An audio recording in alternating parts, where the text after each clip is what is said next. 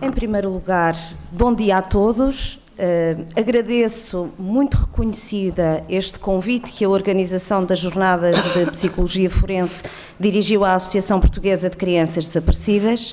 É de facto muito gratificante poder transmitir-vos alguma da experiência que esta associação tem na área das crianças desaparecidas em Portugal. E fico muito contente de ver que temos também alguns parceiros, alguns colegas nossos na audiência, o Dr. Manuel Coutinho, do Instituto de Apoio à Criança, que gerem a linha 116.000, e portanto é a linha europeia de crianças desaparecidas, e portanto aproveito para os cumprimentar também, uma vez que estão na mesma luta que nós.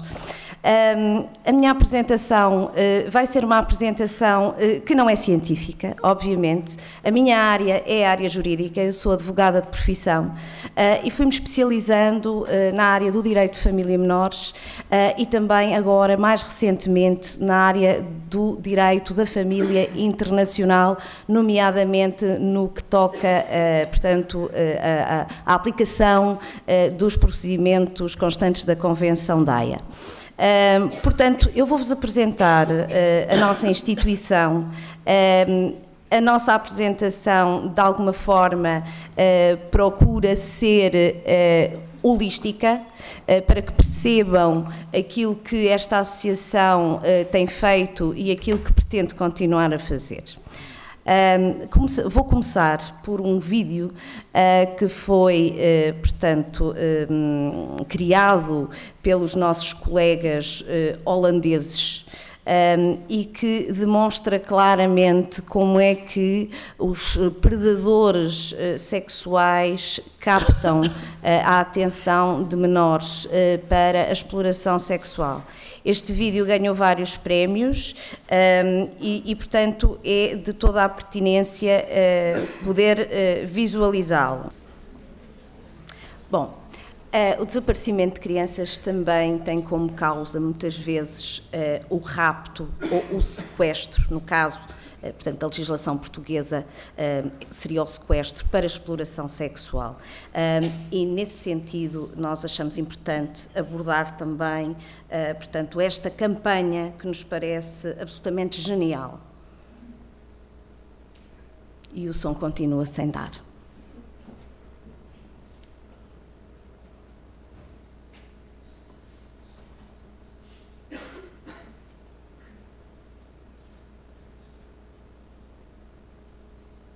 Portanto, este tipo de realidade é uma realidade que é muito comum nos países asiáticos, mas que se tem propagado, digamos assim, também para a Europa e Estados Unidos. Normalmente, a abordagem às crianças começa com o estabelecimento de um vínculo emocional entre o predador e a própria criança, portanto, o chamado grooming. E depois, quando a criança, digamos que já está enredada na teia, ele acaba por se revelar e acaba por, muitas vezes, conseguir um face-to-face, digamos assim, com a criança. Esta é uma realidade que está muito mais próxima de nós do que aquilo que imaginamos.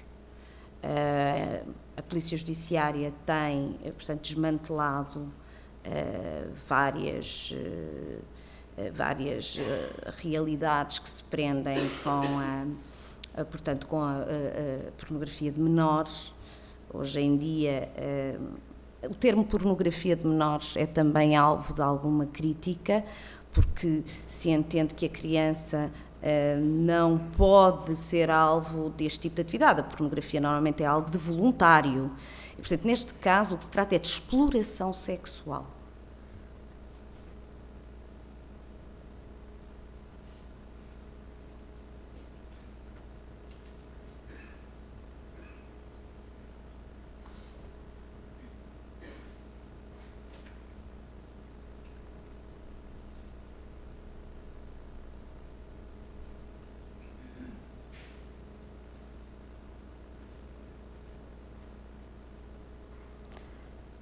Chegaremos aqui a uma conclusão no final deste vídeo, que é o de que realmente, apesar de se verificarem milhares e milhares de situações, muito poucos predadores são de facto condenados.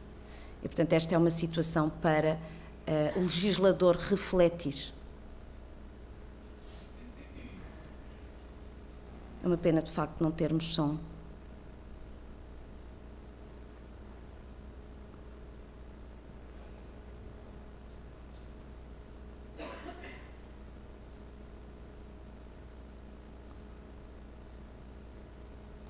Nós temos agora um caso, enfim, que é público, que tem estado nas notícias, uma menina de 13 anos, que está desaparecida. E nós tivemos o cuidado de analisar o perfil de Facebook dela com a ajuda de alguns peritos. Aliás, já informámos a Polícia Judiciária daquilo que encontramos por aquela análise. E um dos perfis com que esta menina se relacionava é um chamado perfil de caça. Portanto, é totalmente falso. Um Dinis Mendes é perfeitamente falso. 90% dos contatos dessa pessoa são raparigas e são 70% menores. Portanto, é um dado importante para a investigação.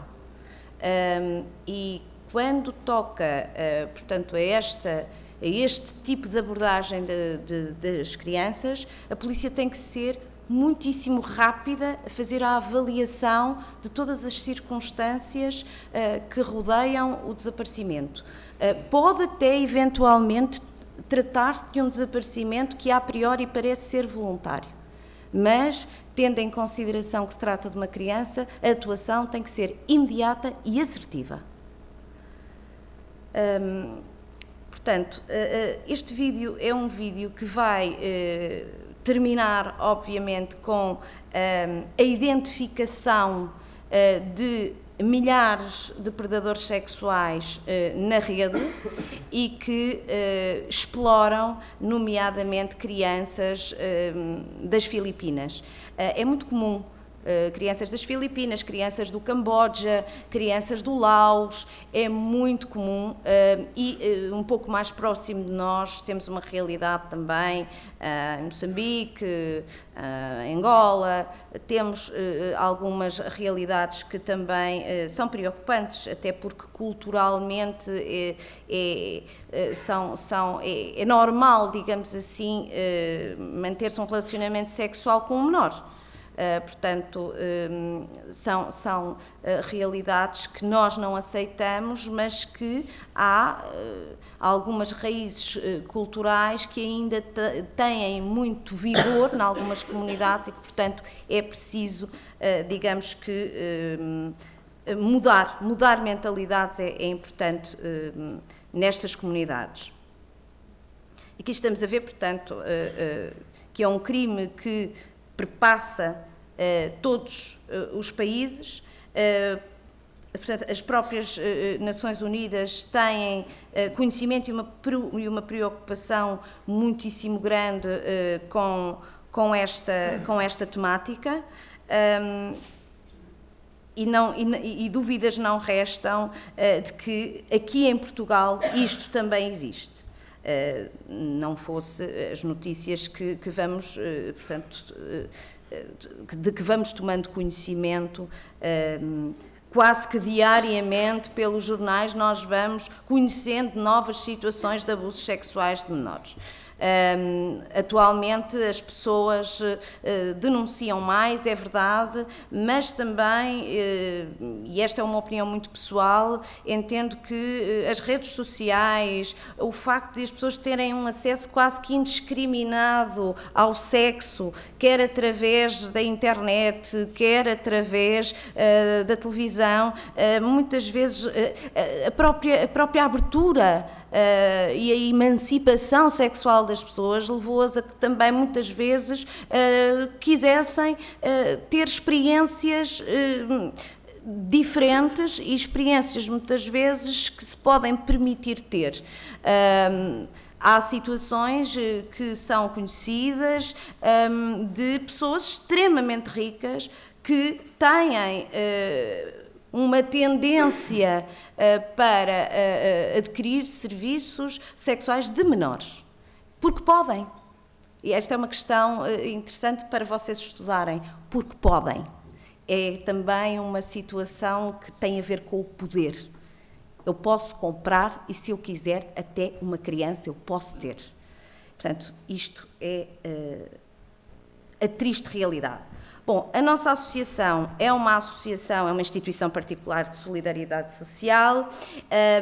Nós procuramos ajudar, cooperar com as autoridades competentes no sentido de localizar o mais rapidamente possível as crianças. Fazemos, inclusivamente, uma triagem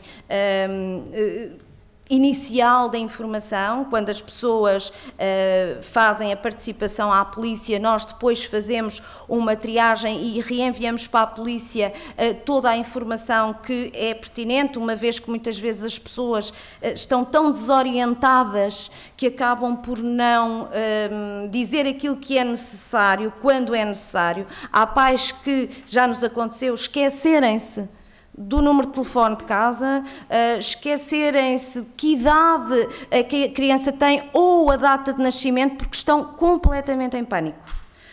E nesse sentido é importante que haja alguém do lado de lá, portanto a ligação à família, para fazer esta triagem, porque a polícia precisa de informações muito rapidamente e precisa que essas informações sejam muito assertivas.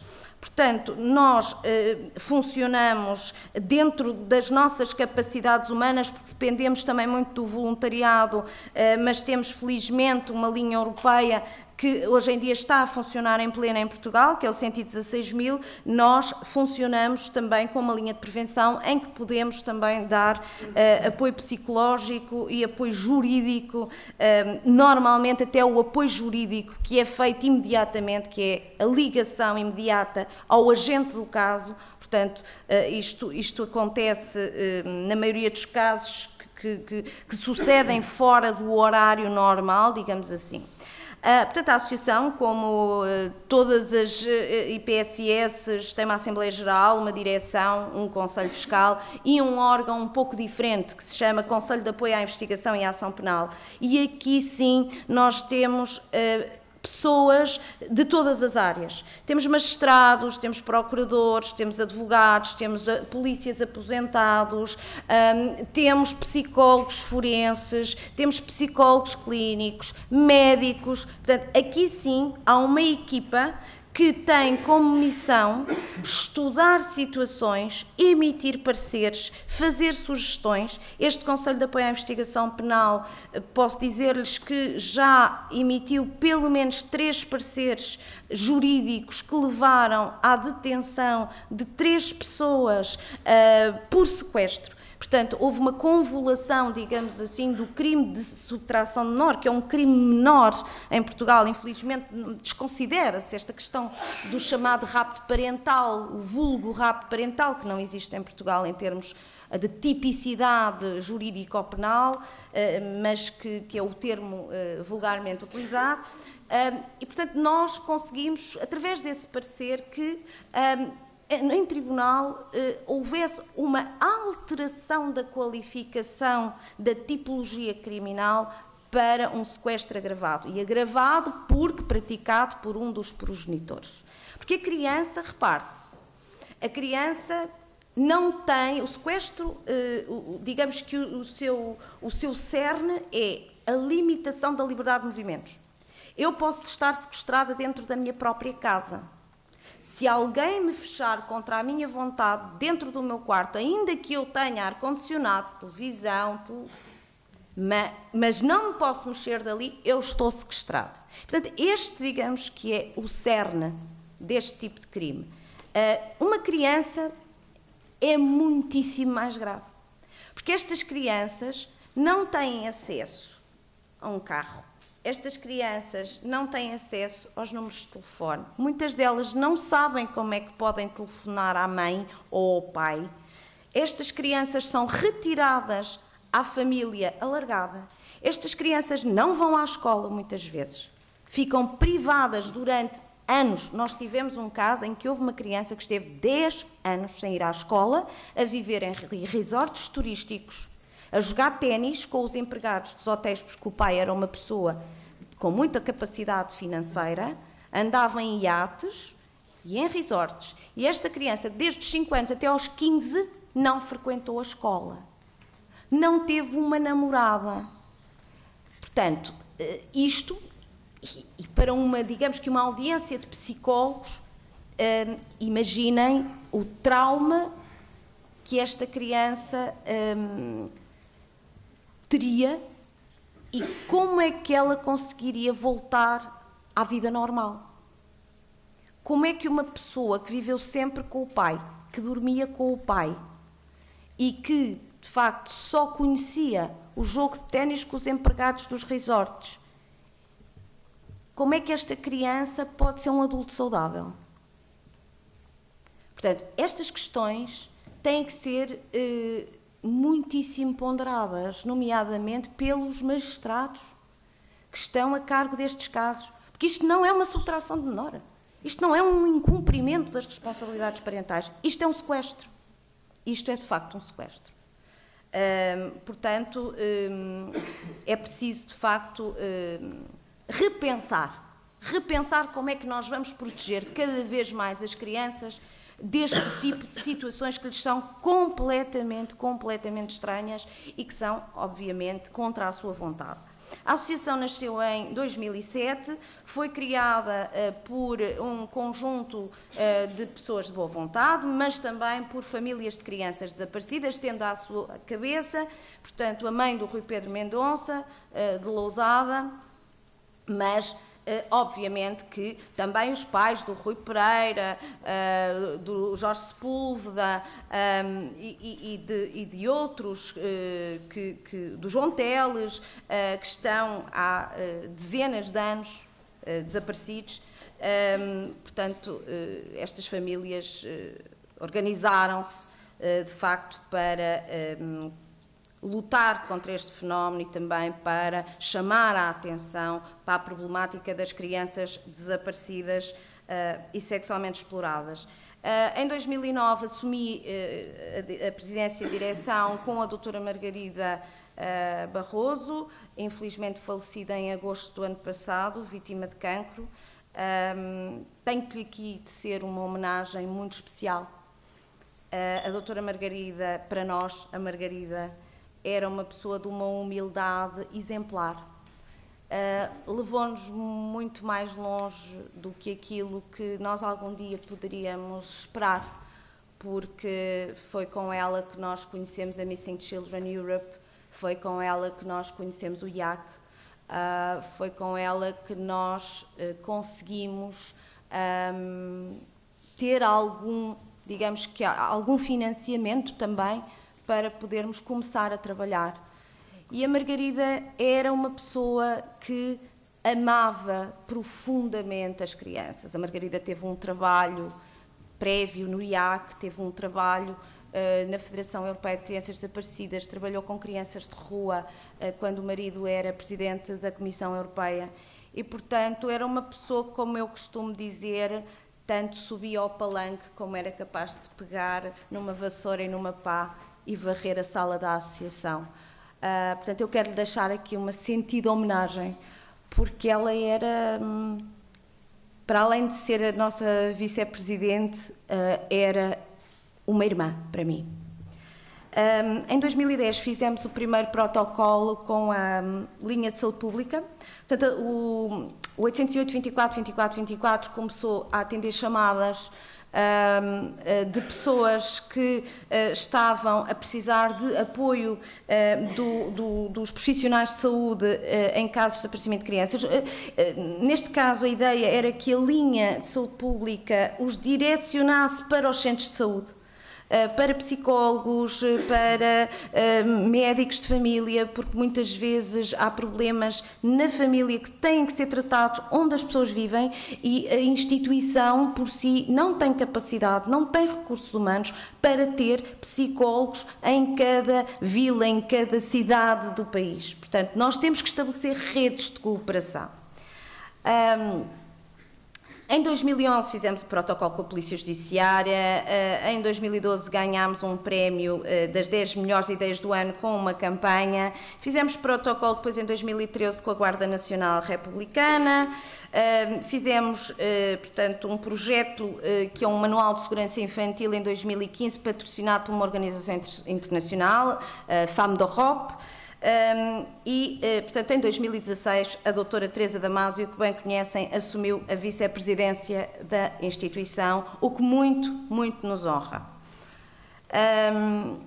A nossa missão, portanto, já vos elucidei sobre o que fazemos, mas idealmente nós queremos ajudar a localizar o mais depressa possível as crianças, queremos apoiar as famílias desde o primeiro momento, portanto, desde o desaparecimento até à localização e depois, se a família assim o entender, continuamos a prestar o apoio.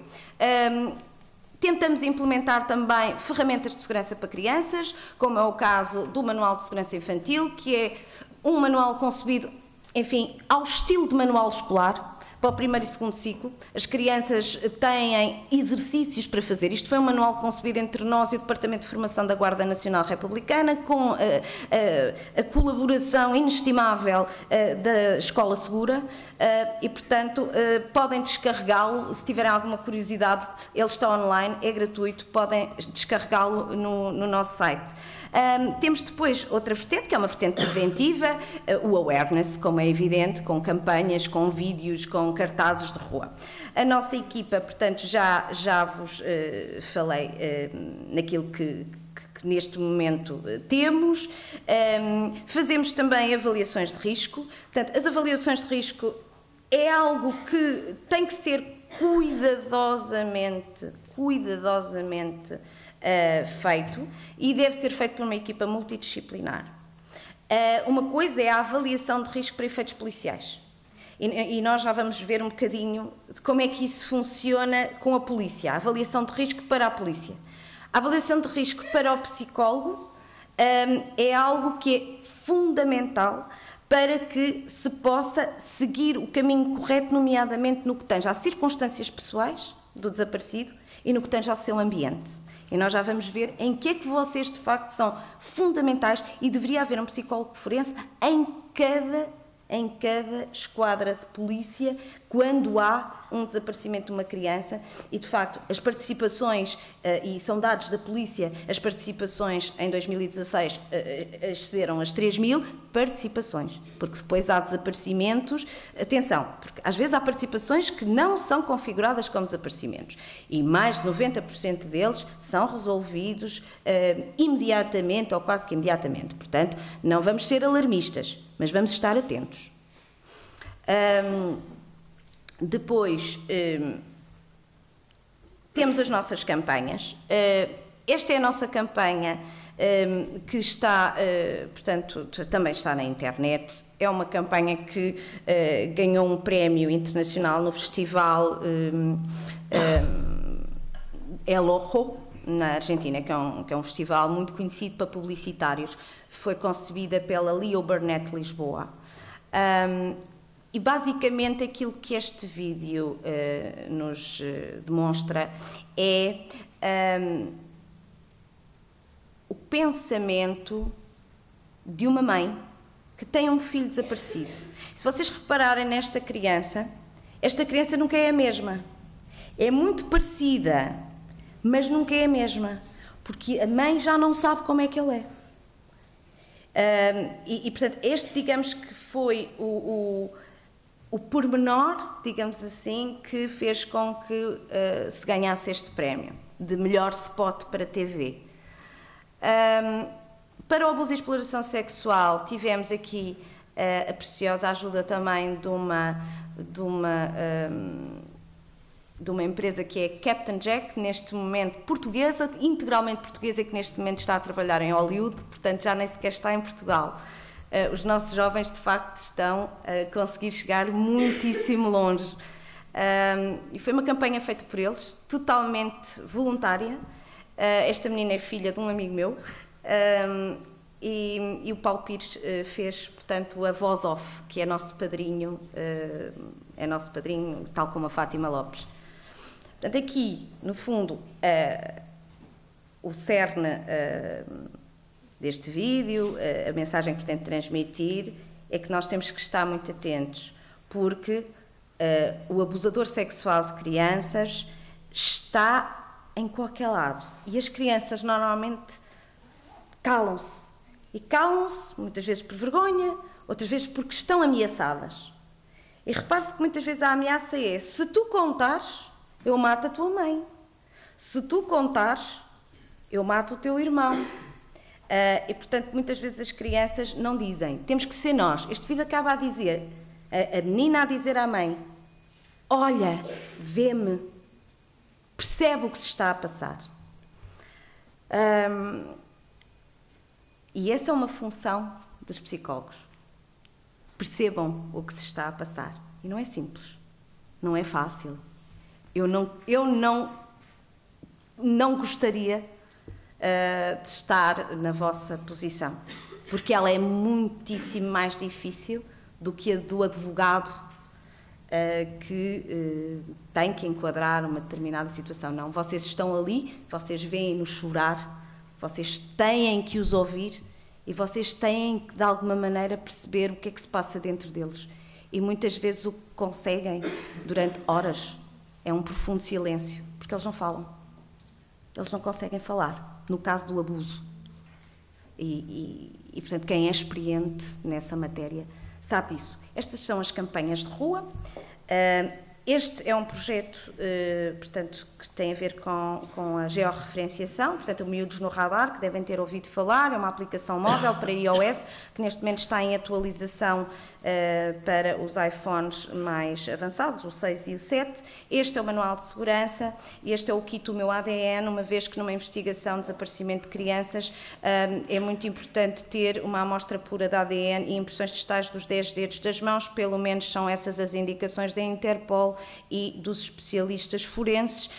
Quem nos ajudou a criar este kit é o Sir Derek Forrest, que é especialista em identificação de vítimas de catástrofes naturais. É um homem que foi agraciado pela rainha de Inglaterra, precisamente pelos serviços prestados ao Império Britânico. E de facto é um kit de utilização muito simples que se encontra, portanto, à venda. Se quiserem podem ir em omeuadn.pt, veem como é que funciona.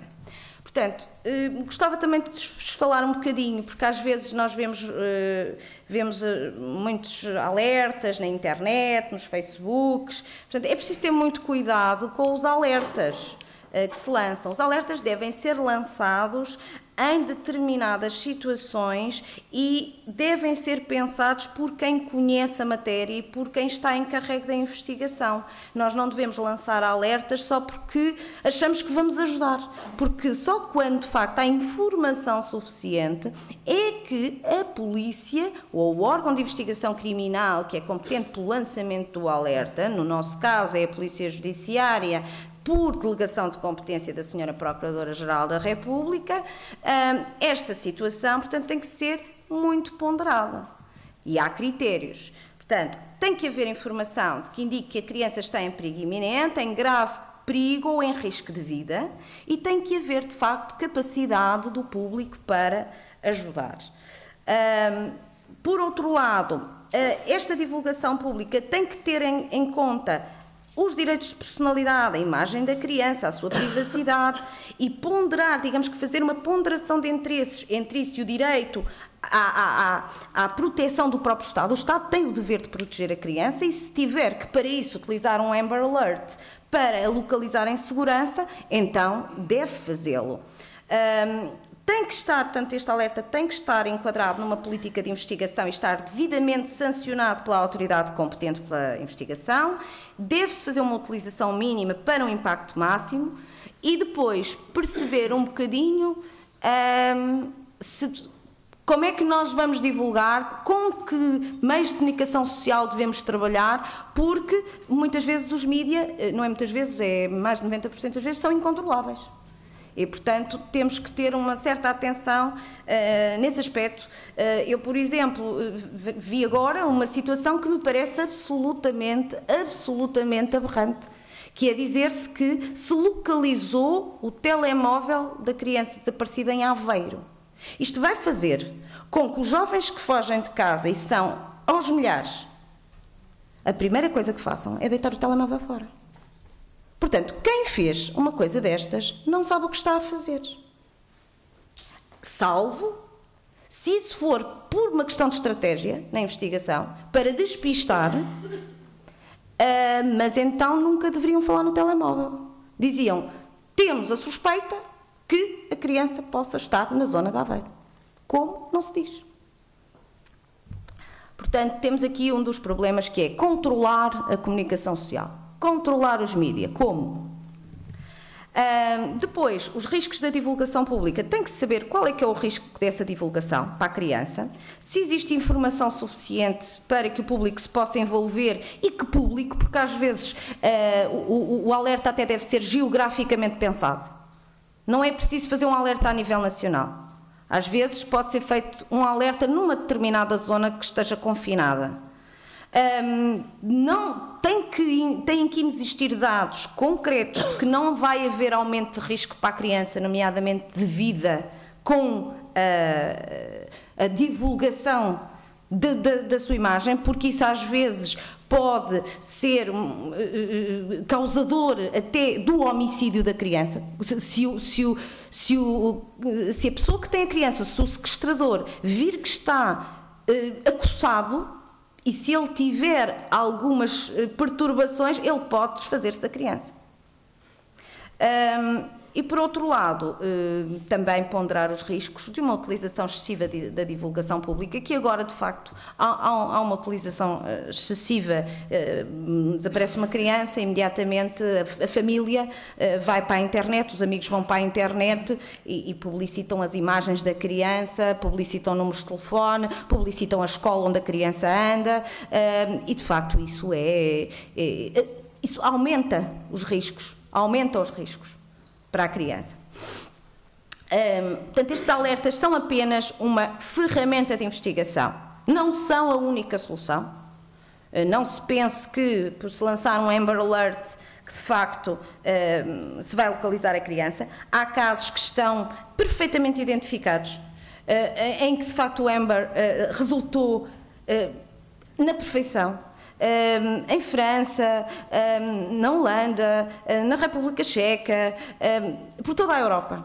E as crianças são recuperadas nas primeiras horas, de facto. Ou são vistas por um taxista, ou são vistas num passeio na rua, e de facto isso é muito importante. Mas é preciso sempre fazer toda esta avaliação. Portanto, as recomendações é fazer, de facto, uma triagem eficaz da informação, uma adequada avaliação de risco, haver acordos transfronteiriços e redes de cooperação internacional, quer ao nível das polícias, quer ao nível das organizações não governamentais. É muito importante haver, por exemplo, em cada organização, nós sabermos que contamos com uma pessoa para nos ajudar se uma criança portuguesa, por exemplo, estiver na Alemanha, ou estiver na Inglaterra, ou estiver em França. E o 116.000 tem essa particularidade. Portanto, foi criado, foi pensado precisamente para unificar e para simplificar os contatos que são necessários. Obviamente que depois é necessária toda uma outra rede, é necessário haver um apoio jurídico transfronteiriço, é necessário haver psicólogos, é necessário haver mediadores, muitas vezes mediadores internacionais. Portanto, cada um tem de facto a sua função nesta área. Portanto, fazer uma utilização responsável dos alertas e depois pensar também algumas medidas preventivas, nomeadamente a colocação de algumas crianças que nós pensamos que possam ter sido levadas lá para fora. Isto, por exemplo, já aconteceu comigo, com providências cautelares de inclusão preventiva no sistema de informação Schengen, e de facto já houve situações em que isso foi conseguido. Ter adequados registros de identificação também é importante, nomeadamente agora com a questão dos migrantes não acompanhados. É um problema gravíssimo. Há mais de 10.000 crianças desaparecidas em toda a Europa, crianças que não têm pai, que não têm mãe, que não têm registros. E, portanto, que muito facilmente vão ser captadas para redes, para organizações criminosas que as vão explorar ao nível laboral, que as vão explorar ao nível sexual. E, portanto, nós temos a obrigação, se os recebemos, de os proteger. Isto, de facto, são algumas imagens de como é que é um Amber Alert. Aqui é um Amber Alert para um rapto, portanto, para um sequestro. Isto aparece nas televisões, nos telemóveis, nos pop-ups das ruas. E depois há outros alertas que são para crianças em perigo, endangered children, que são situações, por exemplo, e que aqui em Portugal nunca seria possível fazer isso, mas, por exemplo, para situações de rapto parental ou de fuga, em que se entende que a criança está em perigo. Depois temos os nossos parceiros, a Polícia Judiciária, a Guarda Nacional Republicana, a Comissão Nacional de Proteção de Crianças e Jovens em Risco, o Amber Alert, a Direção-Geral da Saúde. Somos também membros da Missing Children Europe provisórios. Este ano será discutida a nossa integração definitiva na Federação. E resta-me, enfim, apresentar-vos os meus agradecimentos por me terem estado a aturar tanto tempo. Estou a ver as vossas carinhas já a ficar com um bocadinho de sono, mas achei importante dar-vos uma perspectiva prática daquilo que se faz e daquilo que ainda é preciso fazer. Muito obrigada.